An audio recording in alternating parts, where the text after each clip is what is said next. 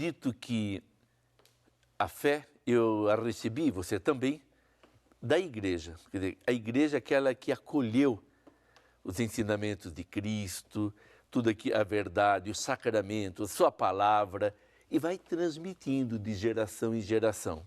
E quando eu falo igreja, não estou falando de uma instituição jurídica, de uma força, de um poder.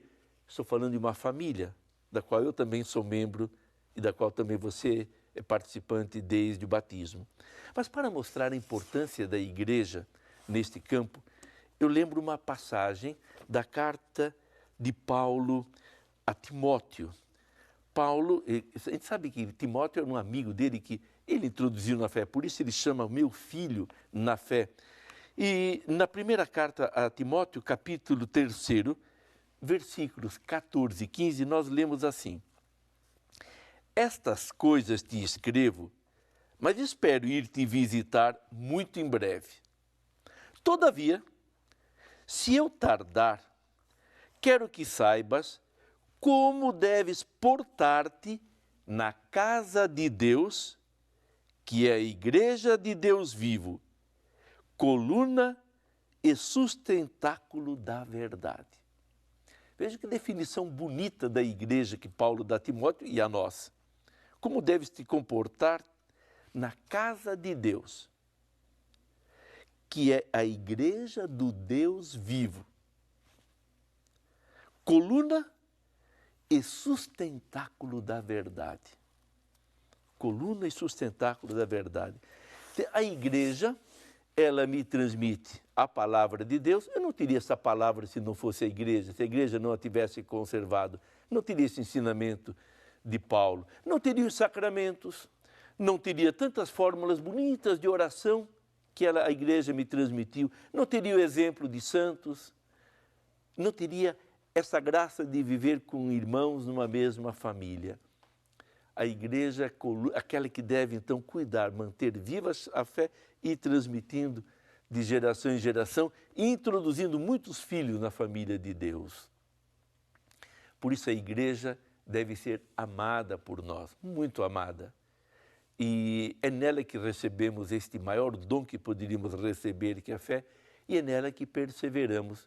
Ela que nos, ao mesmo tempo, reza por nós. Esse é um aspecto que talvez nem sempre a gente tem consciência. Cada vez que a igreja reza e faz uma oração oficial, a chamada liturgia, por exemplo, a Eucaristia, a liturgia das horas, os sacramentos, é a igreja que está rezando por mim e por você. Estamos dormindo? A igreja está em alguma parte do mundo rezando por nós. E nós mesmos somos chamados a nos unir a esta oração e rezar por todos os membros da igreja. Olhe bem aquelas orações depois da consagração na missa. A gente começa a rezar pelo Papa, pelo bispo diocesano, por todos os bispos do mundo, por todos os fiéis. E depois até rezamos pelos que já morreram. Como é bonita essa lição que a igreja nos dá. Ter um olhar universal, assumir a certeza de que somos irmãos, irmãos universais, e sempre tem alguém rezando por nós. Nunca estamos sozinhos. A igreja sempre está nos apoiando, coluna e sustentáculo da verdade, como disse Paulo a Timóteo, para nos levar pelos caminhos de Jesus.